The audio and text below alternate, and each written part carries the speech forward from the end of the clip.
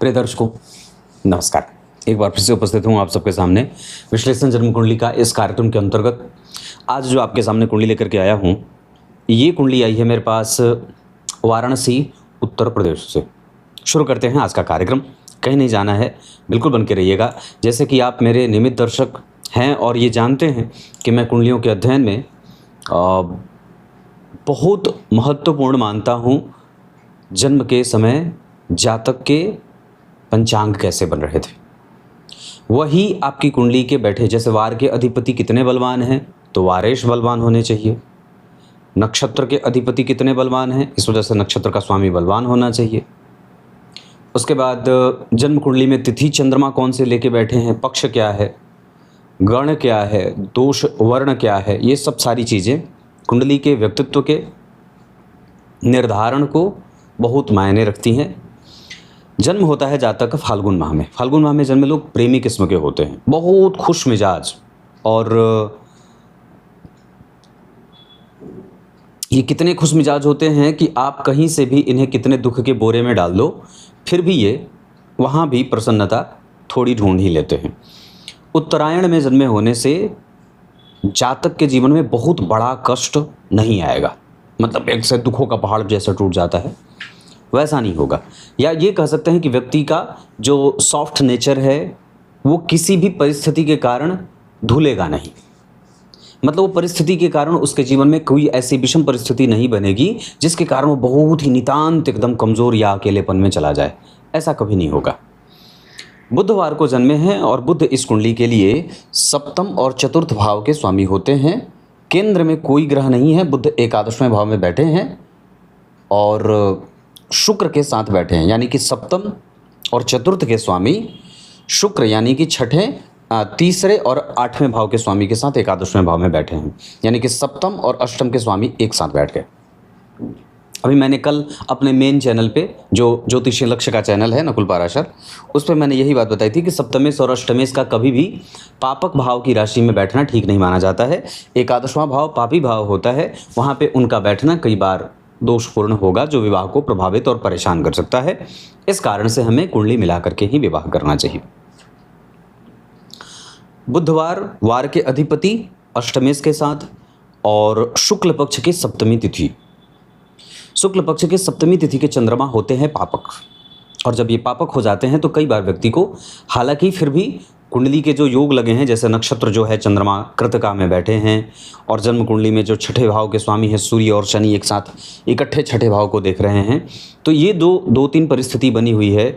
और द्वितीय भाव के स्वामी जन्म कुंडली में जरा देखिएगा तो अपने भाव से 4 घर आगे 2 शुभ ग्रहों से दृष्ट हैं, गुरु से भी दृष्ट हैं, 3 शुभ ग्रहों की दृष्टि इनके नीचत्व प्रभाव को बिल्कुल ही कमज़ोर या मतलब बेअसर कर देगी। इसका अर्थ होगा कि धन भाव यहाँ पे खराब नहीं होगा। भले चंद मंगल नीच के हैं, वो अपना बेसिक एक परिणाम देते रहेंगे, लेकिन फिर भी यहाँ मंगल नीच के होने के बावजूद 3 शुभ ग्रहों से दृष्ट होने के कारण अच्छे परिणाम देने वाले ग्रह बन जाएंगे। सामान्यतया मीन लग्न की कुंडली के लिए भाग्य भाव के स्वामी और धन भाव के स्वामी होते हैं। जब पंचम में बैठेंगे यानी कि त्रिकोण में बैठेंगे तो ये अद्भुत योग बना देंगे, जो जातक को कई बार लाभदायक या लाभ देने वाला होगा। हाँ, निश्चित रूप से जन्म कुंडली का पंचम भाव पूर्व जन्म का होता है, तो पूर्व काल में व्यक्ति ने कष्ट दिए हैं, गलत निर्णय लिए हैं, लोगों को सताया है, और उसका ही कई बार प्रभाव या दम या वही उसी का फल व्यक्ति को कई बार अपने जीवन में कष्ट के रूप में होना पड़ सकता है। या कई बार व्यक्ति जल्दबाजी में निर्णय ले, विवाह में जल्दबाजी में निर्णय ले, पेट कमज़ोर रहे, स्वास्थ्य, कई बार मुंह में छाइयाँ हो जाए, मुंह में छाले, मुंह पे छाइयाँ, बर्रे, घाव, फोड़ा, फुंसी, इन्फेक्शन ब्लड का जो है वो सामने दिखने लगता है। तो ये इतनी सारी चीज़ें, फिर भी व्यक्ति की कुंडली में सरकारी नौकरी का योग लगेगा। शुक्ल पक्ष के सप्तमी तिथि के चंद्रमा वैसे तो पापक होते हैं, पर फिर भी व्यक्ति सरकारी तंत्रों से जोड़ करके, नेताओं से जोड़ करके, अपने पहचान के लोगों से जुड़ करके धन कमा सकता है। कृतिका नक्षत्र वैसे तो ये सूर्य का नक्षत्र होता है, पर और एक चीज़ और भी होगा जो समझना होगा, इसमें कि जो सूर्य बैठे हैं वो 12वें भाव में बैठे हैं, किस नक्षत्र में होंगे? कुंभ, पूर्वा भाद्रपद में होंगे। तो पूर्वा भाद्रपद नक्षत्र में बैठे हैं। सूर्य का दृश्य क्षेत्र में बैठना कई बार सामान्यतः ठीक भी होता है, पर कई बार सूर्य और शनि जब एक साथ बैठते हैं तो शनि का बल बढ़ जाएगा। इसका अर्थ होगा कि मारक ग्रह जो वहाँ शनि बैठे हैं उनका बल बढ़ रहा है, और शुक्ल पक्ष के सप्तमी तिथि के चंद्रमा है पापक। इसका अर्थ होगा कि हमें कई बार अर्ध सरकारी क्षेत्रों से भी धन आते हुए देखा जा सकता है। कई बार हम अर्ध सरकारी क्षेत्रों में काम करते हुए, प्राइवेट लिमिटेड कंपनी में काम करते हुए भी देखे जा सकते हैं। ओम अग्नये नमः, इस मंत्र का जप व्यक्ति को करना चाहिए, और अगर हो सके तो चिरचीटे की जड़ अपने गले में धारण करना चाहिए। विषकुंभ योग, वैश्यवर्ण और राक्षसगण। वैश्यवर्ण और राक्षसगण के कारण राजसिक और तामसिक इन दोनों प्रभावों का असर व्यक्ति के ऊपर रहेगा। ये दोनों प्रभाव जातक को प्रभावित करेंगे। मतलब हमें सात्विक से अपने आप को पहचान में लेके आना है। हमारे अंदर जो नेगेटिव कई बार प्रभाव बढ़ रहे हैं, खाओ पियो मौज करो, मारो काटो छीनो झपटो, ये सिद्धांत हमें अपनाना नहीं है। सबको एक समान मानना है, सभी जीवों से प्रेम करना है, सबको आगे लेके आना है, सबकी मदद करनी है, और अंदर से हमें बिल्कुल ही स्वच्छ और साफ होना है। आपकी साफ गोई ही आपको आगे बढ़ाती है। आगे बढ़ते आजकल के लोगों को प्रायः यह शिकायत रहती है कि जो गलत और गंदा काम करता है आज वही आगे बढ़ता है, पर उसकी जो आगे बढ़ने की दर है वो भले आपको तीव्र गति से दिखाई दे रही होगी, पर वो अंदर से उतना ही विक्षिप्त और बेचैन है। आगे बढ़ा हुआ तो दुर्योधन भी था, भाई राजा था एक समय पे, और उसने समस्त पांडवों के राज्य भी अपने हिस्से में कर लिए थे, पर अंततोगत्वा जीत किसकी हुई? जीत तो पांडवों की हुई ना। और अंततोगत्वा जो दुर्योधन की हालत है कि युद्ध के बाद गिद्ध उसके शरीर को ऐसे नोच नोच करके जिंदे खा रहे थे। तो ये दुख तो पांडवों को नहीं मिला था, ये दुख तो कौरवों को ही मिला था। और सामान्यतः हजारों की सेना, कितनी औक्षाणी सेना जो है वो उसका मालिक था, और फिर भी उसकी सेना हार जाती है, जबकि पांडव तो बहुत ही कम थे, शून्य थे उस सेना के सामने। तो कहने का अर्थ क्या होता है कि हमें ऐसा भाव बिल्कुल भी नहीं रखना चाहिए कि जो गलत कामों में लिप्त है वही आगे बढ़ रहा है, पर उनकी जो चमक है वो बहुत छोटे समय के लिए है। जो नितांत ही अपने आप को ठाकुर जी के पीछे लगा के रखा है और जो सिर्फ उन पे ही भरोसा करता है, उसकी नैया कभी कमज़ोर पड़ती ही नहीं है। तो हमें यहाँ पे ये बात ध्यान रखना होगा कि किसी भी तरीके से हम अपने आप को भगवान से जोड़ के रखें, उनके ऊपर कभी प्रश्न चिन्ह ना लगाएं, और उनकी बातें जो हमारे धर्मशास्त्रों में लिखी गई हैं उनका अनुकरण करें। कृष्ण पक्ष के शुक्ल पक्ष के सप्तमी तिथि के चंद्रमा, और जन्म हुआ है कृतिका। अशोक का वृक्ष, जामुन का वृक्ष और सहतूत के वृक्ष आपको घर के आसपास जरूर लगाने चाहिए। अब आते हैं आपकी कुंडली में जो ग्रह जिन नक्षत्रों में बैठे हैं और जिन भावों में, उसका एक बार अवलोकन आपको करा देते हैं। अब आइए इनकी कुंडली पे लेके आता हूँ। सबसे पहले सूर्य जो हैं वो जन्म कुंडली में 6वें भाव के स्वामी होते हैं, और युति करके बैठे हैं जा करके जन्म कुंडली में 12वें भाव में। मतलब 6वें भाव के स्वामी का 12वें भाव में बैठना एकादशेश के साथ, ये कई बार जीवन में छोटे मोटे संघर्ष की स्थिति को उत्पन्न कर रहे हैं, जहाँ कई बार व्यक्ति को चोट चपेट की घटनाएं, मानसिक अशांति, अनिद्रा, दाम्पत्य में कई बार शारीरिक सुख की कमजोरी, और नौकरी में रहने के बावजूद या अपने कारोबार में मजबूती से उपस्थित रहने के बावजूद कई बार उसमें बेवजह की परेशानियाँ, और किसी को अगर पैसे दे दिए तो वही व्यक्ति आपका परम शत्रु बन जाए। इस वजह से किसी को भी बीच में दलाली का काम ये ना करें। जितना ज़्यादा हो सके आप कर सकते हैं तो राजनीति से जुड़ करके काम कर सकते हैं, टेंडर लेने का काम कर सकते हैं। उसके बाद आप ट्रांसपोर्ट का काम कर सकते हैं। काफ़ी हद तक इस कुंडली में ऊन और फर्नीचर और बिल्डिंग मटेरियल, घर को अंदर से सजाना, जैसे जो होता है ना वो अंदर से जिसको सजाते हैं, क्या बोलते हैं, डेकोरेटिव आइटम्स जिसमें झूला हो जाए, बिजली बत्ती हो जाए, इंटीरियर डेकोरेशन, ऐसा। उसके साथ इंजीनियरिंग, बिजली विभाग से संबंधित सारे काम, बिजली विभाग से जोड़ करके नौकरी करना या कमाना, इतने काम बनते हैं। लग्न 17 अंश का बना है। लग्न के अधिपति बनते हैं देवगुरु बृहस्पति, जा करके बैठे हैं भाग्य भाव में, 20 अंश के बैठे हैं। लग्न पे गुरु की दृष्टि, साथ ही साथ अन्य किसी भी पाप ग्रह की कोई दृष्टि नहीं। लग्न के आगे केतु बैठे हैं और पीछे सूर्य और शनि बैठे हैं। लग्न पे गुरु की दृष्टि लग्न को बलवान बनाएगी और साथ ही साथ व्यक्ति की प्रवृत्ति को मजबूती और अच्छाई से भरेगी। व्यक्ति का धर्म सदैव जागृत रहेगा। वो धन कमाने के बाद उनकी कोशिश ये रहेगी कि मैं कुछ समाज के लिए करूं, दान करूं, परोपकार करूं, गरीबों की मदद करूं, जो मदद के योग्य हैं उनकी कैसे सहायता की जाए। इस बारे में ऐसी स्थिति में व्यक्ति चैरिटेबल ट्रस्ट भी बना सकता है और उससे संबंधित काम कर सकता है। ऐसे एक चीज़ और भी है, हम ट्रस्ट तो हमारे भारत में कितने बनते होंगे, बहुत बनते होंगे और हैं भी, कार्यरत भी बहुत हैं।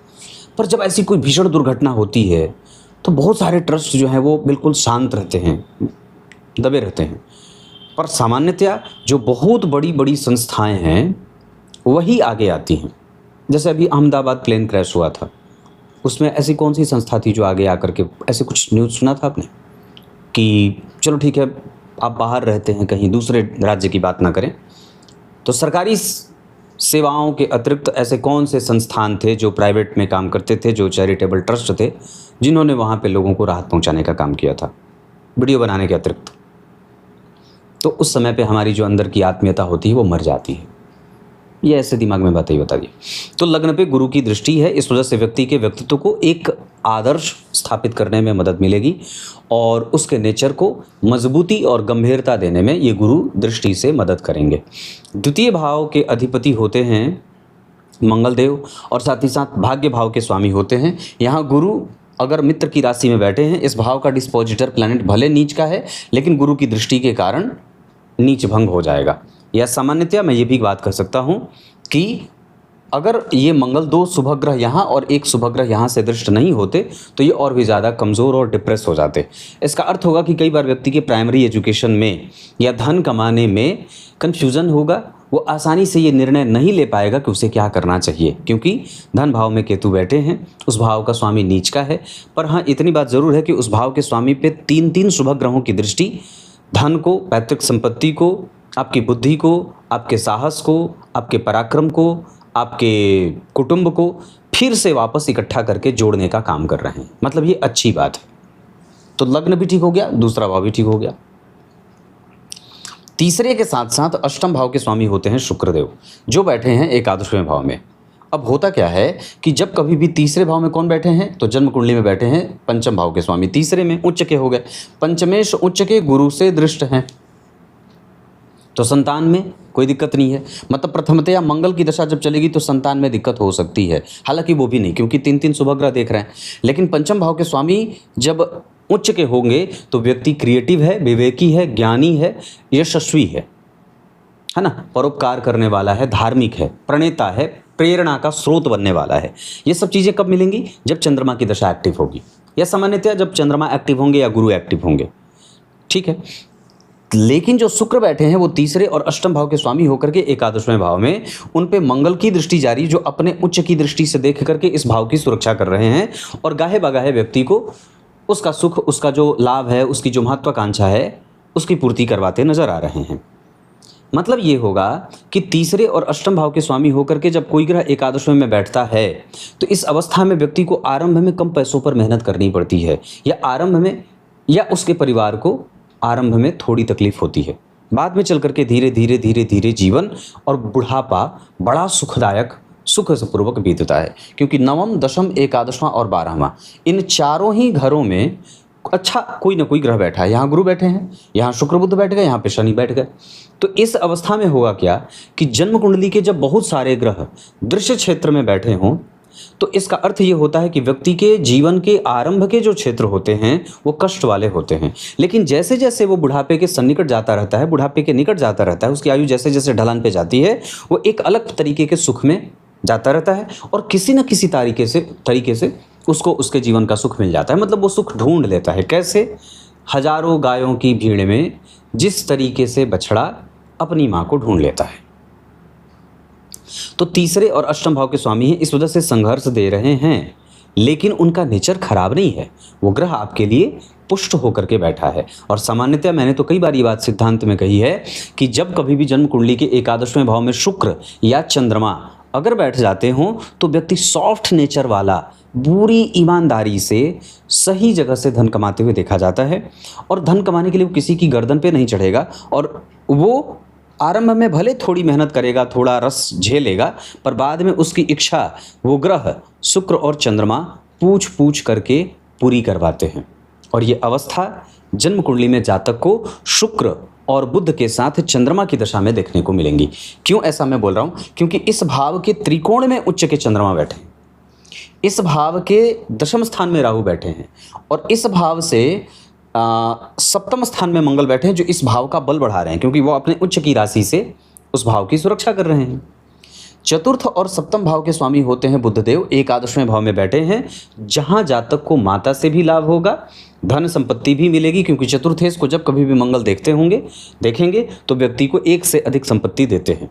सप्तम भाव के स्वामी को जब कभी भी मंगल देखेंगे तो व्यक्ति के जीवन में मंगल और बुध की दशाओं में कई बार इरिटेशन बढ़ता है, या कई बार हार्मोनल डिसबैलेंस, या कई बार पत्नी उस समय अपने मन का काम करने वाली हो जाती है, ऐसा। लेकिन सप्तमेश पे मंगल की दृष्टि कई बार छोटे मोटे मतभेद देने वाली हो सकती है, या कई बार उनका दर्शन अलग हो जाए, दृष्टिकोण अलग हो जाए, जहां पति पत्नी में एक टकराव की स्थिति उत्पन्न हो जाती है। लेकिन इसका अर्थ ये नहीं होगा कि वो दोनों अलग अलग रास्तों पे चले जाएंगे, ऐसा बिल्कुल भी नहीं होगा। वो उसको एनर्जी देने की कोशिश करेंगे, और वो ग्रह आपको मेंटेन करेगा, आपको बना करके रखने का काम करेगा।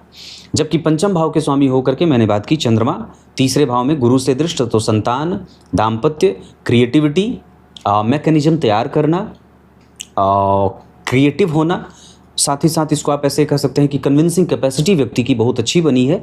इसके कारण व्यक्ति अपनी समस्या को बहुत अच्छे तरीके से आसानी से समझता है। हमारी समस्या कई बार इस वजह से भी हमें बड़ी हुई मालूम पड़ती है, पता चलती है या लगती है ऐसा, क्योंकि हम उसको समझते नहीं हैं। हमारी समस्या ये तो पक्की बात है कि हमारी समस्या के प्रधान कारण हम खुद होते हैं, चाहे वो भले ही किसी दूसरे के द्वारा क्यों ना हमारे जीवन में लाया गया हो, कहीं ना कहीं अगर आप उसका रिसर्च करते हैं तो उसका डॉट आपसे जुड़ जाता है। अगर आपका डॉट उससे नहीं जुड़ेगा तो किसी भी तरीके से आपको वो परेशान नहीं कर सकती है।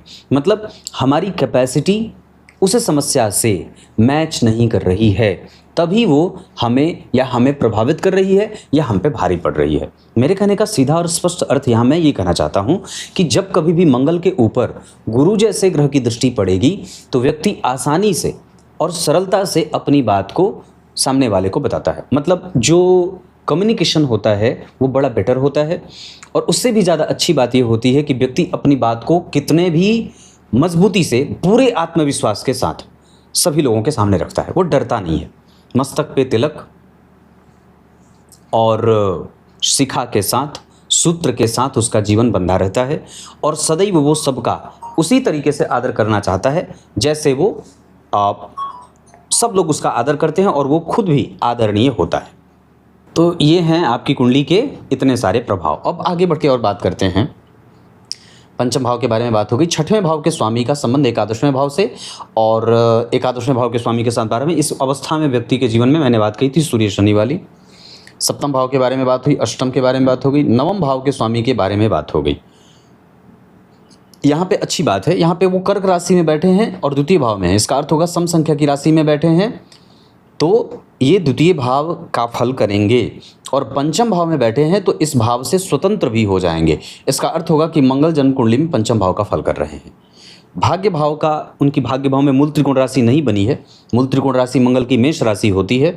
सम संख्या की राशि में बैठने के कारण द्वितीय भाव का फल करेंगे, क्योंकि अगर ग्रह सम संख्या की राशि में बैठा है तो अपने मूल त्रिकोण राशि का फल करता है, और मूल त्रिकोण राशि उनकी द्वितीय भाव में फंस गई है। इस वजह से अब ये ग्रह मंगल यहाँ से स्वतंत्र हो जाएंगे और जहाँ बैठे हैं वहाँ का फल करेंगे। इसका अर्थ होगा कि मंगल पंचम भाव का फल करेंगे, ना तो यहाँ का फल करेंगे ना तो यहाँ का फल करेंगे। ये बहुत बड़ी बात है जो गणितीय समझनी होगी। दशम भाव के साथ साथ लग्न के अधिपति होते हैं, 2 केंद्रों के स्वामी हैं, पर केंद्राधिपति दोष नहीं लगेगा क्योंकि गुरु यहाँ बैठे नहीं है। मिथुन लग्न की कुंडली, धनु कन्या मीन लग्न की कुंडली के लिए सप्तम भाव बाधक भाव होता है। यहाँ बैठा ग्रह बाधक ग्रह हो जाता है। यहाँ पे कोई भी ग्रह बैठा नहीं, इस वजह से कोई भी ग्रह ऐसा नहीं होगा जो इनकी कुंडली में बाधा उत्पन्न करेगा। इसका अर्थ होगा कि सारे ही ग्रह फल करेंगे, ऐसा नहीं है। सारे ही ग्रह फल करेंगे ऐसा भी है, लेकिन करते हुए भी वो कमजोर क्यों होंगे? क्योंकि केंद्र खाली है। केंद्र खाली नहीं होना चाहिए। आचार्य वैद्यनाथ ने लिखा, सभी ग्रहों का जितना बल अच्छा वाला मजबूत केंद्र में मिलता है उतना किसी अन्य भाव में नहीं मिलता है। त्रिकोण में बैठेंगे अच्छी बात है, मतलब ये तो खैर अलग ही एक बात हो गई, पर केंद्र जब तक भरा न रहे तब तक त्रिकोण का बैठा ग्रह भी उतना मजबूत फल नहीं दे पाता है। तो यहाँ पे केंद्र में अगर ग्रह बैठते हैं तो कुंडली को बल मिलता है, आगे बढ़ने के लिए उसको थर्स्ट कैपेसिटी उसकी बढ़ती है, मतलब उस कुंडली को कैसे अपनी समस्या को समझना है, कैसे जूझना है, किस तरीके से अपने आप को मजबूती से पेश करना है, ये सारे बल कुंडली के केंद्र के बैठे ग्रह ही देते हैं।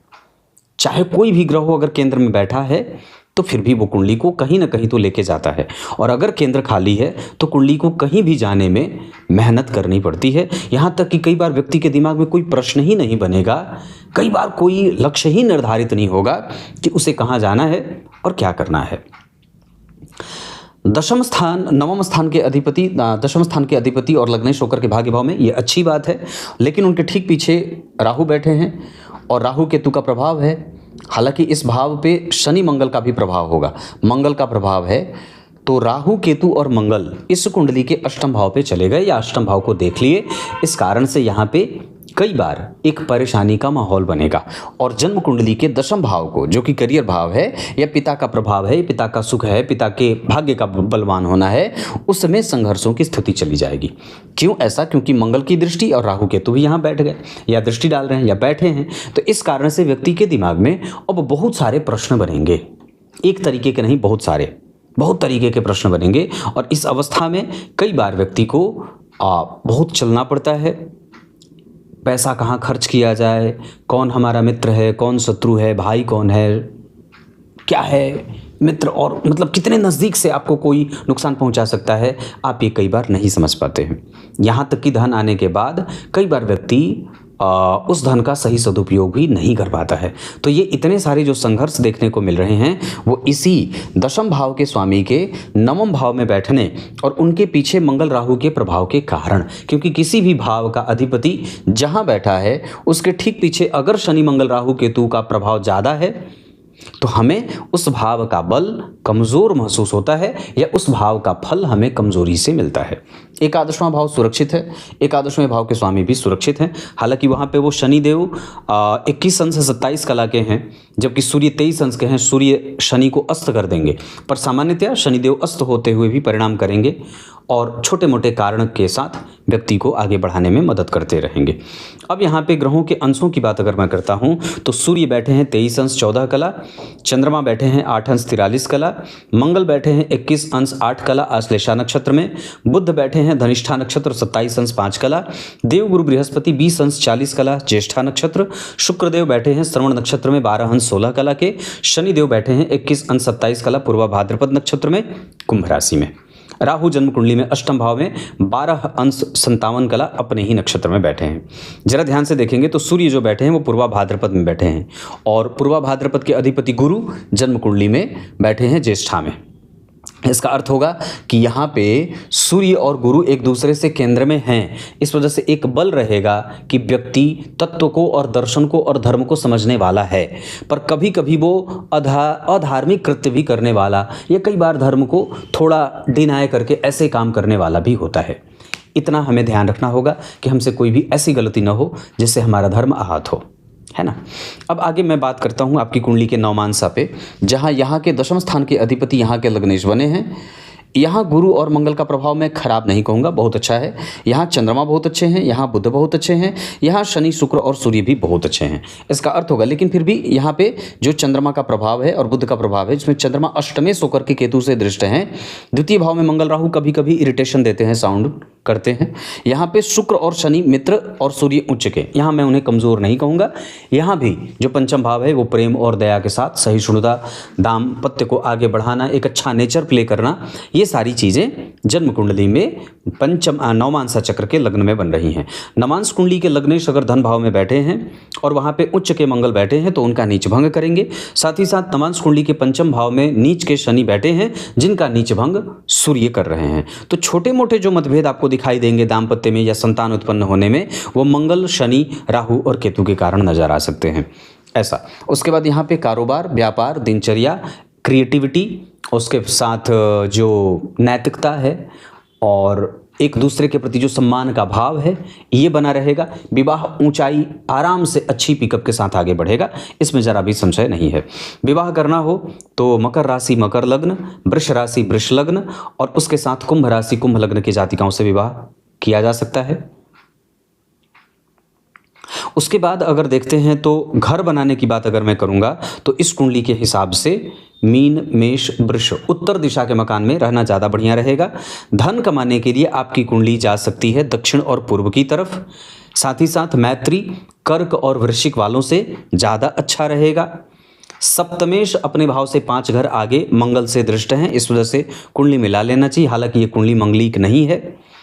वहीं पे अगर बात करते हैं तो यहाँ पे केंद्र में द्विस्वाभाविक राशि बनी है, यहाँ भी द्विस्वाभाविक राशि बनी है, तो हमें पहले अच्छे तरीके से दाम्पत्य यानी सामने वाले स्पाउस को समझना होगा, फिर विवाह में उतरना होगा।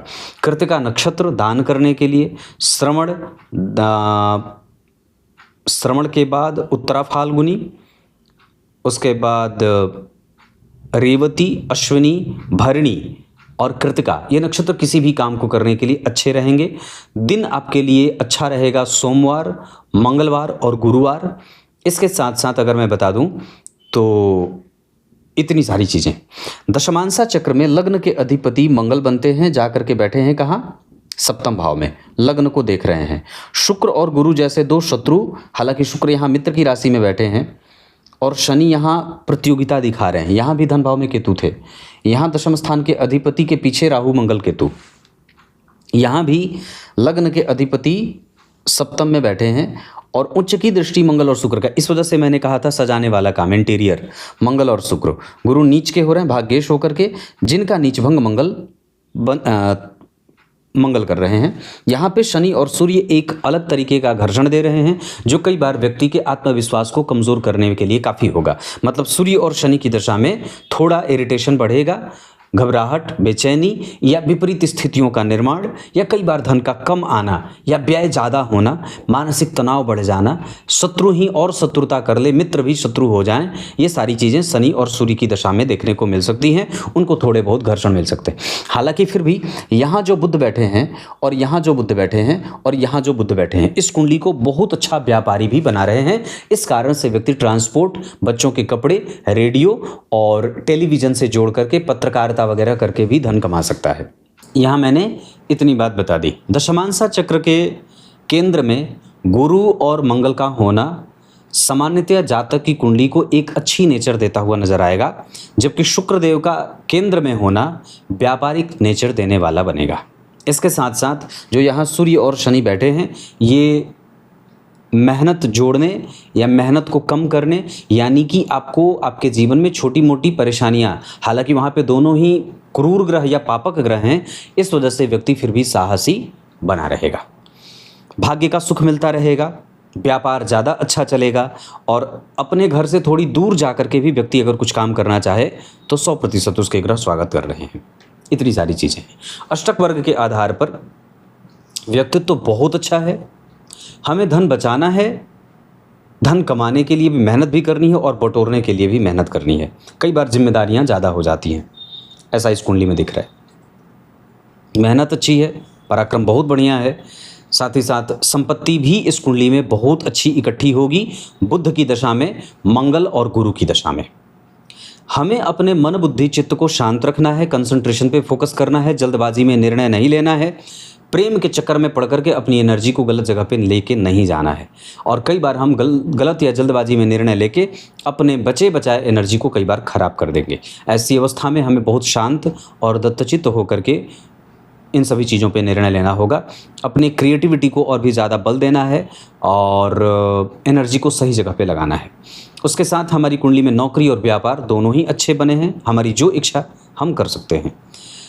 कंसंट्रेशन बहुत अच्छा है, पर वो सोच बहुत ज़्यादा रहा है। कई बार हम अपने लिमिट से बाहर क्रॉस करके सोच रहे हैं, हमें उस पर कंट्रोल करने की आवश्यकता होगी। नियमित दिनचर्या का पालन करना होगा। मित्र को शत्रु, शत्रु को मित्र, ऐसा समझने और बनाने से पहले उस पर विचार करना होगा। इतना ही नहीं, लगातार मेहनत करने की आवश्यकता होगी। भाग्य का बल ठीक है, पूर्वजों का आशीर्वाद ठीक है, दान पुण्य पूजा पाठ तीर्थ दर्शन ये सब बहुत अच्छा है। इसके साथ साथ कुंडली का जो पराक्रम भाव, पिता का भाव, सुख का भाव है, घर परिवार के सुख शांति का भाव है, वो बहुत अच्छा बना हुआ है, इसमें ज़रा भी संदेह नहीं है। आप प्राप्त भी लगभग कर लेंगे, पर आप थोड़े से आलस्य में भी दिखाई दे रहे हैं। और ऐसा मैं इसलिए कह रहा हूँ क्योंकि लग्न के ठीक पीछे शनि बैठे हैं और गुरु के ऊपर उनकी 10वीं दृष्टि है। और शनि और मंगल का प्रभाव कहीं ना कहीं है। देखिए ज़रा, मंगल की 7वीं दृष्टि और 8वीं दृष्टि, शनि और मंगल का संबंध कहीं ना कहीं बन रहा है, क्योंकि शनि की तीसरी दृष्टि यहाँ पे है और मंगल इस भाव के स्वामी हैं।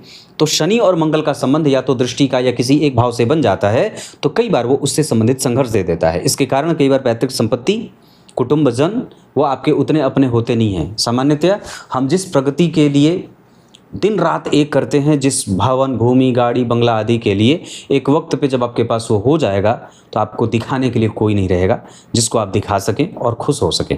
जिसको जलाने के लिए आप पूरी मेहनत करते हैं, एक वक्त पे जब आपके पास वो चीज़ हो जाती है, वो व्यक्ति नहीं रहता है जिसको आप जलाने के लिए वो सारी चीज़ें इकट्ठा करते हैं।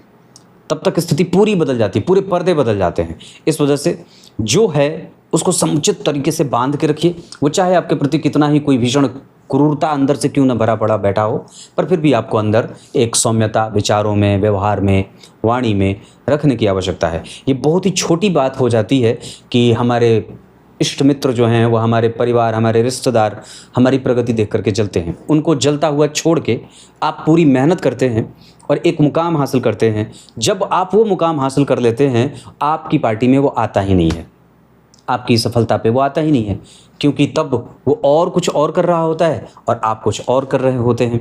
ऐसी अवस्था में जो जहाँ है वहाँ पे अपने हिसाब से अपनी अपनी जो उसको परमात्मा के द्वारा, भगवान के द्वारा अभिनय दिया गया है, वो उसे स्वीकार करे और बिना किसी भाव के, बैर भाव के चुपचाप आगे बढ़ते रहें अपने अपने क्षेत्रों में।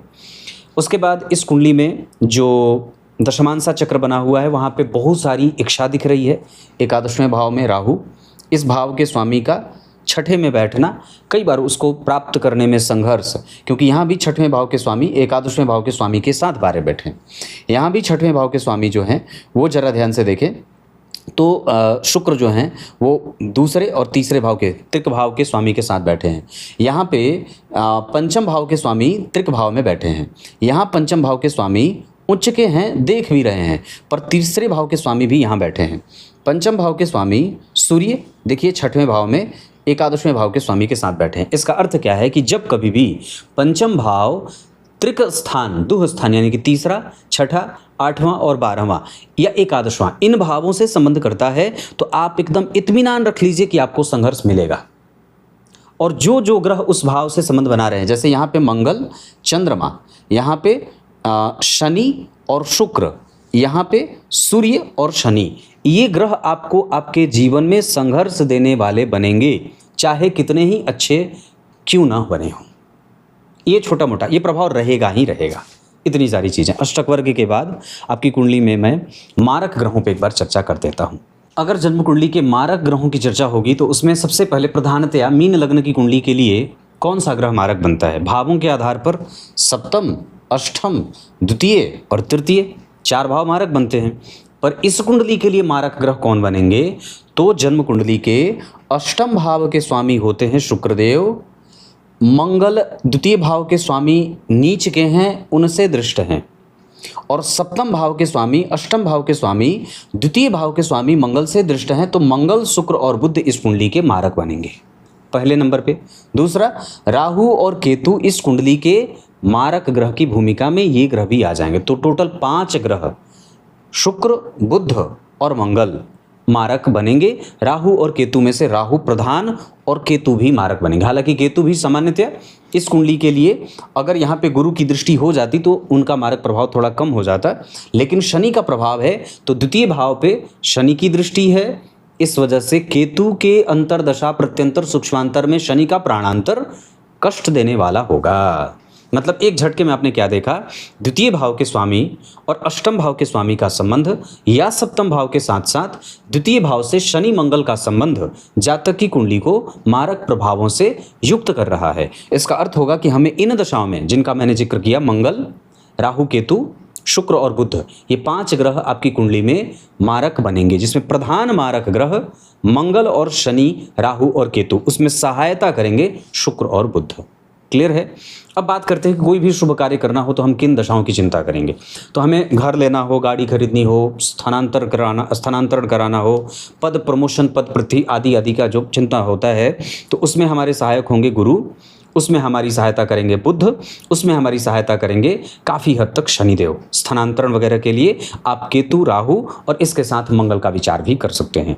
हालांकि जब मंगल गोचर में कमज़ोर राशि में जाते हो, जैसे तुला में, कर्क में, मिथुन में, वृष में, तब आपको स्थानांतरण नहीं करना चाहिए। हो सके तो 1 महीने बाद स्थानांतरण करना चाहिए।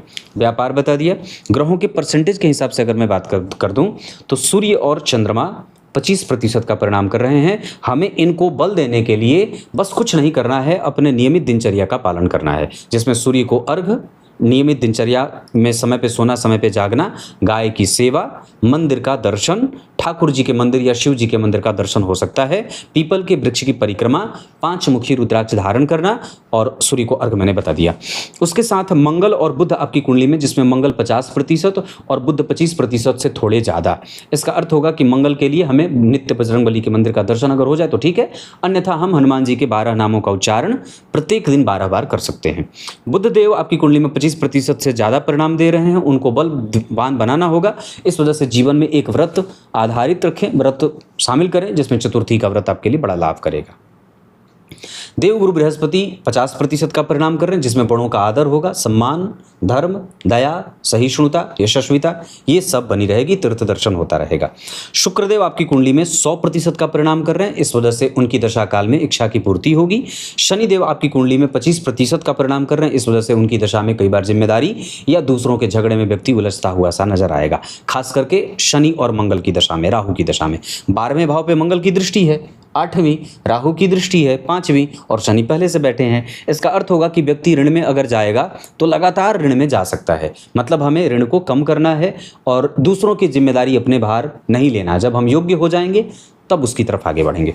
राहु और केतु आपकी कुंडली में बुरे भले बैठे हैं, पर डिग्री के आधार पर मैंने इस पर कार्यक्रम बनाया है पूर्व में भी। राहु और केतु आपकी कुंडली में अगर युवावस्था में बैठे हैं तो काफ़ी हद तक ये बात बन जाती है कि आप को अपनी दशा में वो परेशान नहीं करेंगे।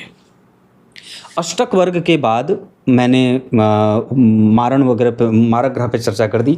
अब होरा चक्र के आधार पर बात बता दूं तो आपकी कुंडली में शनि, सूर्य, शुक्र और चंद्रमा मानसिक शांति देंगे, जबकि गुरु, मंगल, राहु, केतु और बुध थोड़ा बहुत इरिटेशन, थोड़ी बड़ी घबराहट, बेचैनी, लेकिन मेहनत करने के बाद धन भी देंगे। इस कुंडली में पिता और माता दोनों के सुख 100% बहुत अच्छे हैं। इस कुंडली का भाग्य बहुत अच्छा है। थोड़े बहुत संघर्षों के कारण अगर हो सकता है तो देवी मैया के मंदिर का दर्शन करना चाहिए। संतान वगैरह का सुख इस कुंडली में बिल्कुल अच्छा है, इसमें जरा भी संदेह नहीं है। अरिष्ट चक्र के आधार पर मैं बात बता दूं, पाचन तंत्र ठीक रहे, कफ जनित बीमारी ना हो, हड्डी टूटने का खतरा कई बार इस कुंडली में दिखाई दे रहा है और कई बार पैरों में अकड़न या दर्द, इसकी शिकायत हो सकती है। वैसे बाकी आपकी कुंडली में श्वसन तंत्र ठीक बना हुआ है, थोड़ा बहुत तो छोटी मोटी बातें होती हैं। इतनी सारी चीज़ें मैंने बताई। रत्न के आधार पर आपकी कुंडली में आपको जो मैं देख रहा हूँ उसके आधार पर आप अगर चाहें तो इस कुंडली के आधार पर बुध का रत्न या गुरु का रत्न, दोनों में से जो इच्छा हो आप धारण कर सकते हैं। इस कुंडली के लिए तो मंगल का रत्न भी बन जाएगा, तो आप वो भी धारण कर सकते हैं। अगर क्रोध ज़्यादा है तो मंगल नहीं, सबसे ज़्यादा बढ़िया मुझे जो पॉजिटिव और नेगेटिव दोनों मिला करके गुरु आपकी कुंडली के लिए सबसे ज़्यादा अच्छे बने हुए हैं। विवाह अगर नहीं हो रहा होगा तो बुध का रत्न या चंद्रमा का रत्न भी आप काफ़ी हद तक धारण कर सकते हैं। इतनी सारी चीज़ें। तब तक के लिए बहुत बहुत नमस्कार।